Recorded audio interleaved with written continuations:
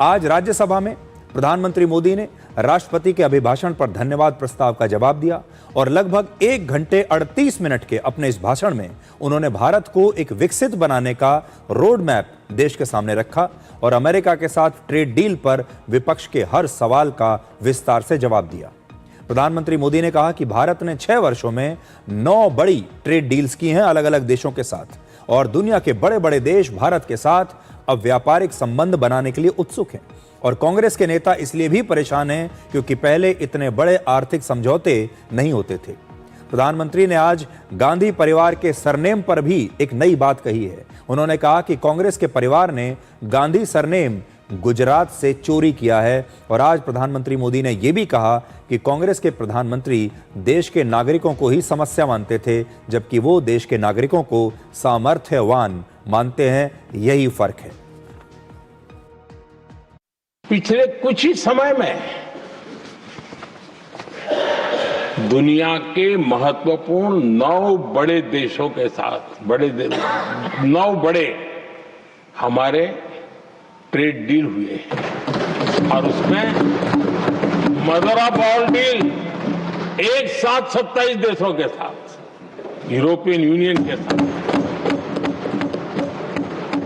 जो लोग थक गए,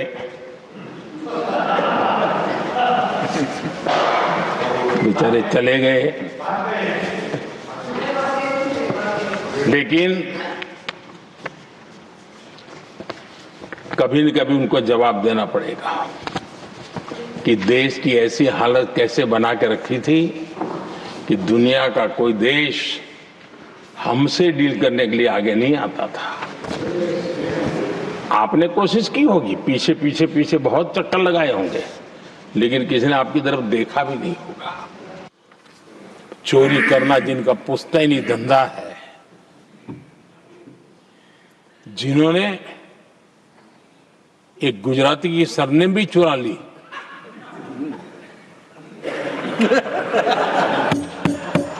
महात्मा गांधी की सरनेम चुरा ली,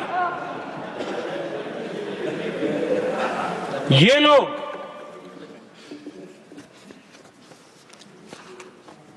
और देश की जनता इतनी समझदार ऐसी पटक देती है, ऐसी पटक देती है लोगों को।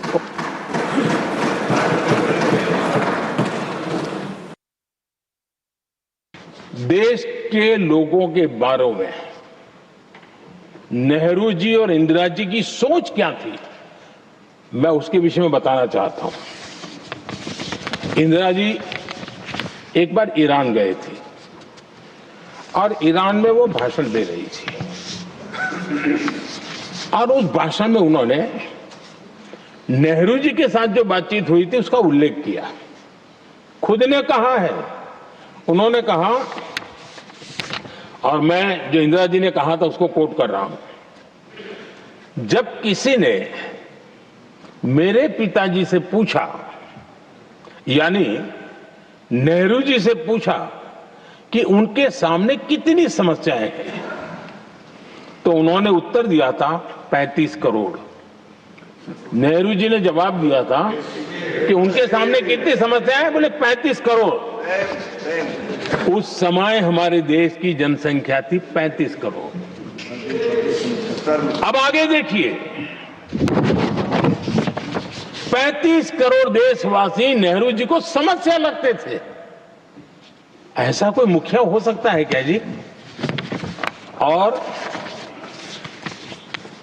इस बात का उदाहरण देते हुए इंदिरा जी ने आगे कहा कि आज देश की जनसंख्या 57 करोड़ है, इसलिए मेरी समस्याओं की संख्या भी उतनी ही बड़ी है। कल जो घटना घटी, इसी सदन के एक माननीय सांसद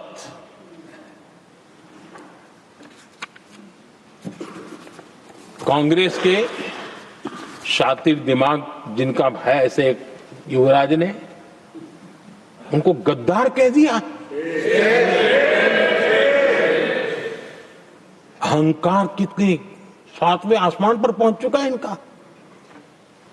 और कांग्रेस को छोड़कर के कितने ही लोग निकले हैं, कांग्रेस के कितने टुकड़े हुए हैं, कई लोग दूसरे दलों में गए हैं, लेकिन औरों को तो किसी को गद्दार नहीं कहा उन्होंने।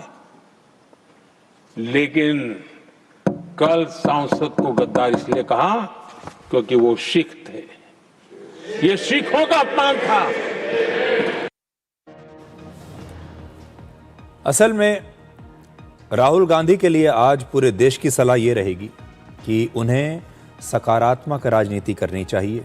राहुल गांधी अब लीडर ऑफ ऑपोजिशन हैं, उन्हें मर्यादा का आचरण करना चाहिए, उनके हर काम में मर्यादा ज़रूर होनी चाहिए और आज की राजनीति में घृणा और नफरत की जगह नहीं होनी चाहिए। खास तौर पर जब कांग्रेस पार्टी हमेशा शांति की बात करती है, लोकतंत्र की बात करती है, अभिव्यक्ति की आज़ादी की बात करती है, धर्मनिरपेक्षता की बात करती है, तो वो आचरण में भी दिखाई देना चाहिए।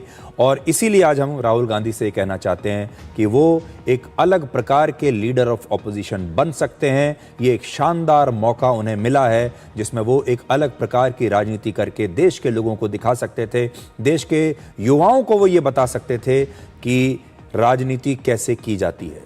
लेकिन वो राजनीति के स्तर को और ज़्यादा नीचे की तरफ लेकर जा रहे हैं, जो कि लोकतंत्र के लिए एक अच्छा संकेत नहीं है।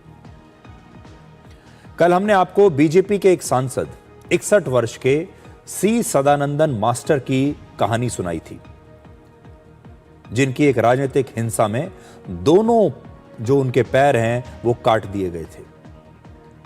आज प्रधानमंत्री मोदी ने भी संसद में उनका जिक्र किया और कहा कि एक तरफ हमारे सदानंदन मास्टर हैं जिनके दोनों पैर सिर्फ राजनीतिक विचारधारा अलग होने की वजह से काट दिए गए, लेकिन उनके संस्कार बहुत ऊंचे हैं। वो किसी को अपशब्द नहीं कहते और ना ही उनके मन में किसी के लिए कोई द्वेष या कटुता है।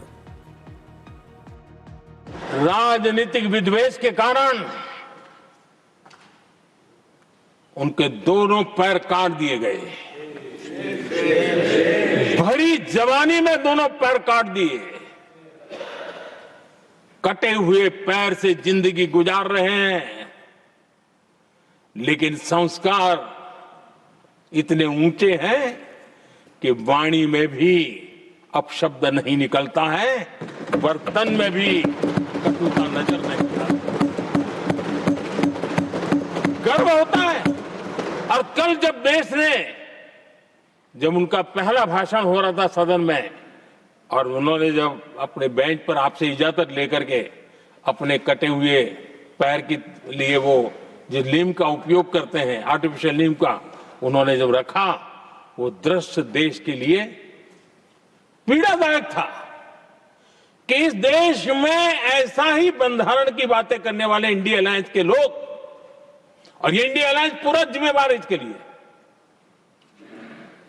वैचारिक असहमति के कारण एक नौजवान के, और वो भी एक टीचर, शिक्षक के प्रति गर्व से, आदर से देखा जाता है, उसके पैर काट दे।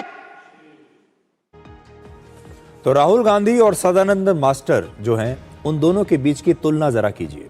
राहुल गांधी की तो सिर्फ सत्ता गई है, राहुल गांधी की पार्टी तो सिर्फ कुछ चुनाव हारी है, लेकिन सदानंद मास्टर के तो दोनों पैर चले गए, दोनों पैर काट दिए गए।